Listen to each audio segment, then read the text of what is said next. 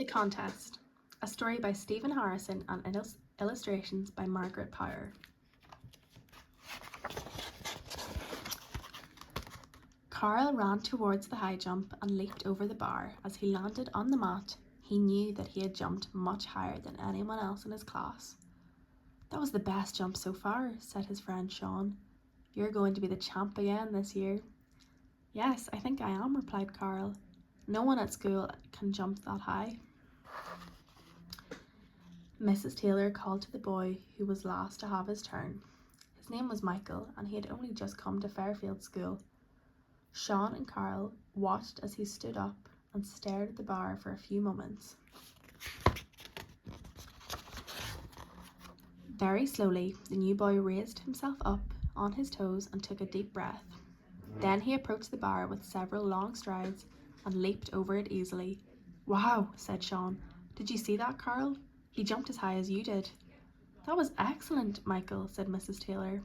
"It's obvious that you've done the high jump before." Michael grinned. "I was the champ at my last school," he replied.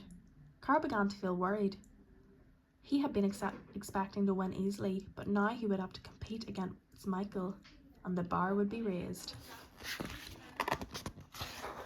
Carl stood and looked at the bar. Suddenly, it seemed very high.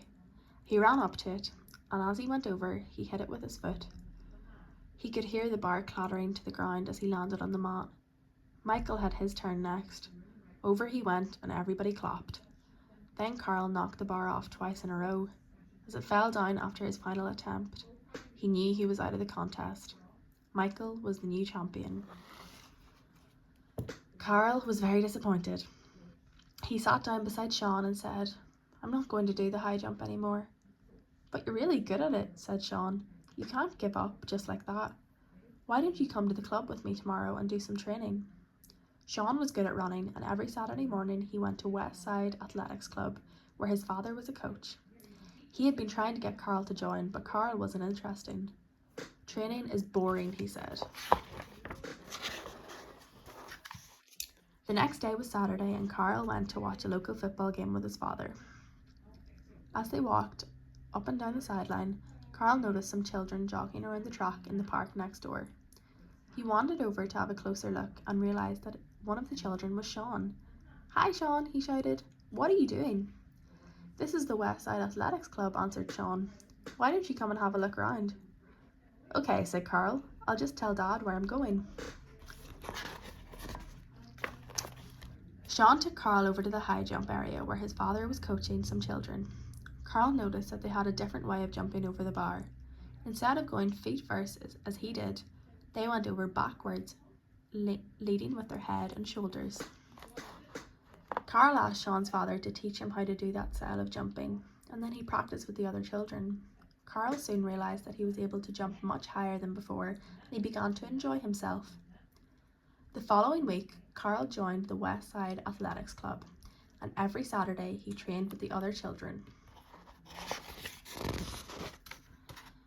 By the end of the season, Carl was the best high jumper in his age group, and he was looking forward to the annual contest with East Side Athletics Club. On the day of the contest, everyone went to welcome the East Side children. As Carl watched them coming through the gate, he groaned. "Look, he's here," he said to Sean. "It's Michael," said Sean. "And I'll have to jump against him because we're the same age," said Carl. "I haven't got a chance now." "Of course you have," said Sean's father. "You just need to concentrate and remember everything you've learned to do this season." The two boys walked over to meet Michael.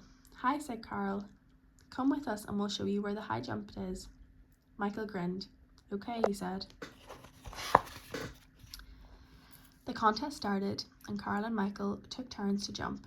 After a while, Carl realised that he was jumping as well as Michael. He began to grow more confident.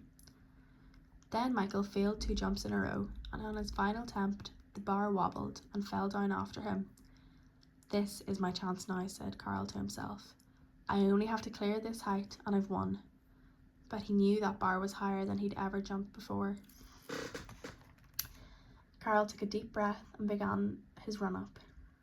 He leaped high into the air, but as he went over, he felt his heel touch the bar. He landed on his mat and turned to look back.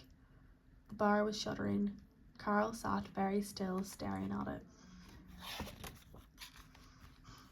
For several moments, the bar looked as if it might fall. Then it slowly stopped moving and stayed where it was. Everyone cheered, and Carl leaped off the mat with his hands in the air. He had won the contest.